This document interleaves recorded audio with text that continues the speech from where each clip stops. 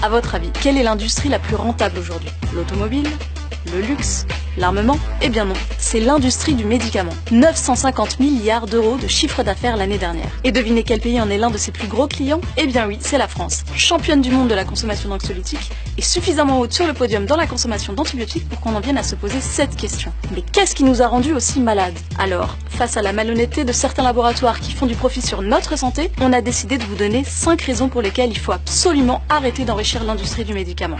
Alors premièrement, une grande partie des médicaments aujourd'hui sur le marché est complètement inutile. Ça c'est pas moi qui le dis, ça a été démontré par de nombreuses études et par de nombreux médecins comme le Dr Evan dans son livre, qui estime lui que 80% des médicaments est complètement inutile. Dans les médicaments inutiles, il y a deux choses.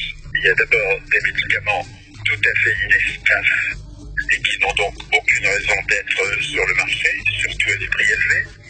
Mais il y a aussi des médicaments efficaces et même très efficaces qui sont inutiles parce qu'ils sont prescrits à des malades qui n'en ont aucun besoin.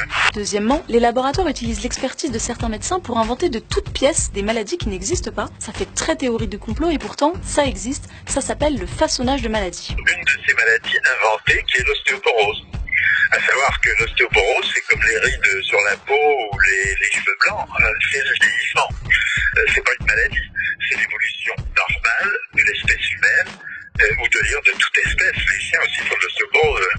Mais il n'y a pas que l'ostéoporose, il y en a beaucoup d'autres, de maladies complètement inventées, la dysphorie prémenstruelle des femmes, c'est le syndrome d'hyperactivité avec beaucoup d'attention des enfants. Et puis, pour moi, et pour beaucoup d'autres aux États-Unis et en Angleterre, les histoires grotesques du cholestérol qui tient absolument pas la route. Un rapport de l'IGAS, l'Inspection Générale des Affaires Sociales, estime que les laboratoires dépensent en moyenne 25 000 € par an et par médecin pour les influencer. Parmi les plus généreux, Novartis, Servier, MSD, Sanofi, Pfizer, qui dépensent chaque année des millions d'euros pour chouchouter les médecins. Face aux nombreux scandales, l'État a mis en place un nouvel outil qui vous permet de savoir si votre médecin est sous l'influence d'un ou de plusieurs labos. Il suffit d'aller sur ce site et de taper le nom de votre médecin et vous verrez tous les avantages qu'il a perçus. Troisièmement, les industries pharmaceutiques préfèrent élargir le nombre de malades pour vendre plus de médicaments plutôt que de réellement les soigner. C'est ce qu'on en vient à penser quand on voit qu'au fil des années, plusieurs seuils de diagnostic ont été manipulés pour faire plus de profit. Je m'explique. Le seuil de diagnostic, c'est ce qui apparaît sur votre prise de sang et qui détermine si vous êtes malade ou pas. Par exemple, on était pendant des années considéré comme malade quand on avait un taux de 240 mg de cholestérol par litre de sang. Ce taux a été réduit de quelques milligrammes, passant de 240 à 200, ce qui a augmenté le nombre de patients de, tenez-vous bien, 42,6 millions, soit une augmentation de 86% et un marché en or pour les laboratoires. Quatrièmement, les laboratoires s'enrichissent en spéculant sur leurs brevets et en vendant leurs molécules à des prix exorbitants. Prenons un exemple concret, le laboratoire américain Gilead. Son médicament, le Sovaldi, lui a permis de réaliser en un an 12 milliards d'euros de bénéfices, et ce au détriment de nombreux patients à travers le monde qui n'ont pas eu les moyens de se soigner. Gilead est le seul laboratoire qui a cette molécule et cette molécule est à des prix que personne ne peut s'acheter. En France, chaque malade soigné avec ce médicament coûte 41 800 € à la sécurité sociale. Aux États-Unis, 77 000 €. Mais ce médicament vendu à 500 € l'unité en France ne coûte que 7 € au Bangladesh, pays très pauvre qui, face à l'urgence sanitaire, a décidé de copier cette molécule pour la vendre à des prix raisonnables et soigner sa population.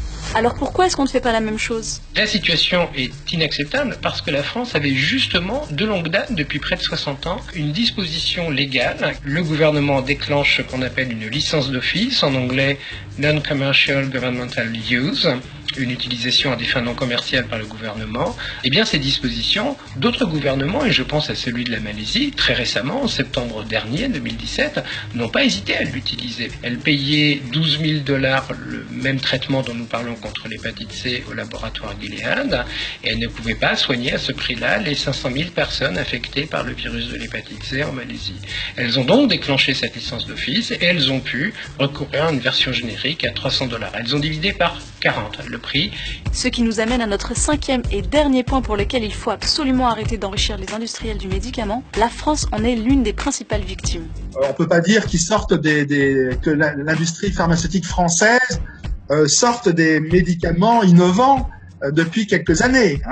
Donc, moi j'avais fait les calculs sur une liste emblématique en France qui s'appelle la liste des médicaments onéreux. Et donc, En gros, 70% des dépenses sur cette liste étaient le fait de laboratoires américains, les Anglais, la Suisse. En fait, ces trois-là, on a 70% des dépenses en France. Alors, qu'est-ce qui pousse les autorités politiques et sanitaires françaises à faciliter un tel marché? Les intérêts financiers sont énormes.